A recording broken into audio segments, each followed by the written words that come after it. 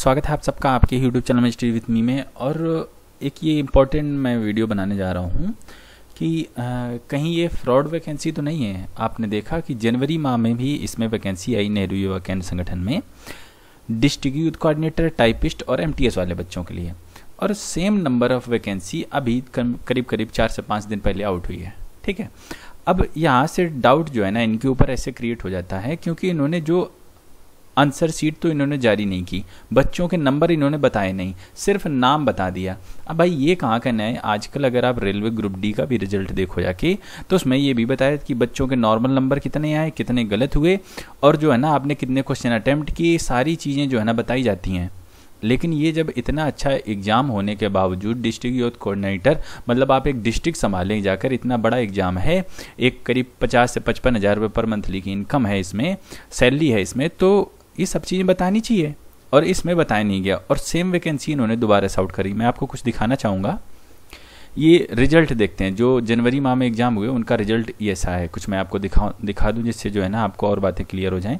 Result पे हमने click कर दिया। अभी ये रिजल्ट खुल के आ रहे हैं, तो इसमें देखेंगे शॉर्ट लिस्टेड कैंडिडेट। अब इसमें आप देखेंगे कहीं कोई नंबर, कितने गलत क्वेश्चन, कितने सही क्वेश्चन, कुछ मेंशन नहीं है। ठीक है, और ये देख सकते हैं आप, यहाँ पर इनकी लिस्ट खुल के आ गई है।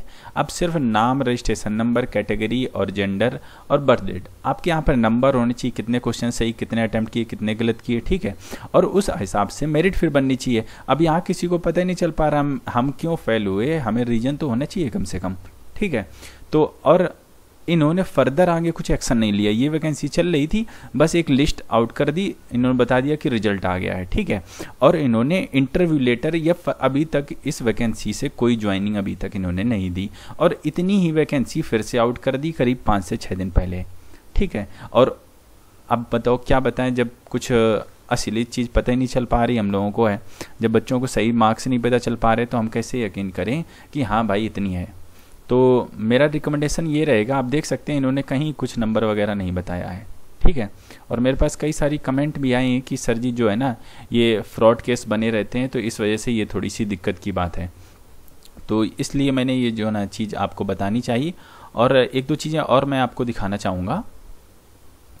यहाँ से थोड़ा सा बैक जाएंगे, जो अभी लेटेस्ट वैकेंसी इन्होंने आ रखी है इनके बारे में भी बता दूं कि सेम वैकेंसी फिर से आउट हो गई है। ये इनका मैंने आपको रिजल्ट दिखाया और अप्लाई ऑनलाइन फॉर डीवाईसी अभी ये खुल के आ रहा है, तो सेम वैकेंसी आउट की गई, सब कुछ सेम है।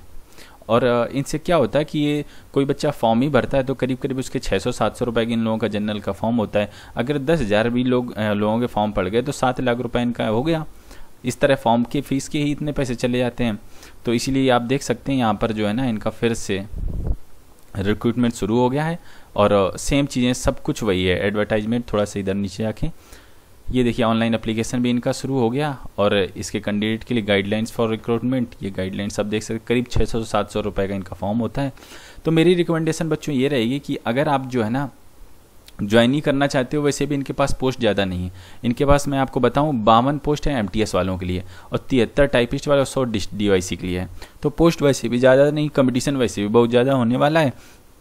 और जब लग ही रहा है कि इसमें खतरा है, घपला है, तो आप हो सकता है किसी और वैकेंसी की तैयारी कर सकते हो। आप जो है ना किसी अन्य रेलवे की, अभी देखिए आपने जो है ना एनटीपीसी की वैकेंसी करीब 1,30,000 के करीब वैकेंसी आ रखी, आप उधर की तरफ रुख कर सकते हैं। आप इनकी तरफ एकदम से ना बना के रखिए कि हाँ भाई मुझे नेहरू युवा केंद्र संगठन में ही जाना है।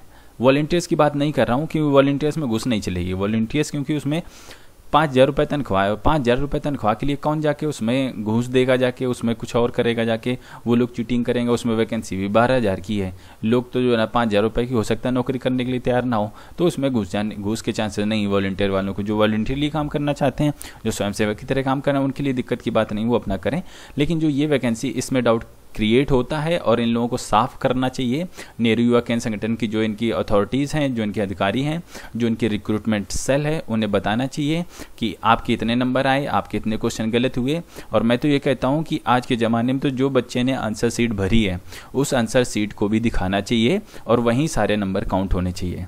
जिससे जो है ना एक जो है ना सबको पारदर्शिता बने और लोगों का गवर्नमेंट के प्रति विश्वास हो और इस संगठन के प्रति विश्वास हो। ऐसा इन्हें करना चाहिए और ये किया जाना चाहिए। ठीक है, तो मेरी रिकमेंडेशन ये है कि आप किसी अन्य वैकेंसी की तरफ जा सकते हो, क्योंकि इन्होंने अभी तक कुछ क्लियर कट नहीं बताया। अगर आप इनके भरोसे बैठे हो कि हम MTS इसी में बनेंगे, जाके मल्टीटास्किंग स्टाफ वाले भर्ती में हम ही जाके सेलेक्ट होंगे, तो जो ना ऐसा कुछ फिक्स नहीं है।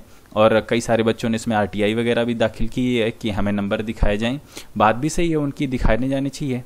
तो मैंने आपको अपनी रिकमेंडेशन बता दी और ये मेरे अपने विचार हैं, और आप जो सोचना चाहें, जो करना चाहें, उसके लिए स्वतंत्र हैं। हम आपसे मिलते हैं अगली वीडियो में, तब तक के लिए वंदे मातरम।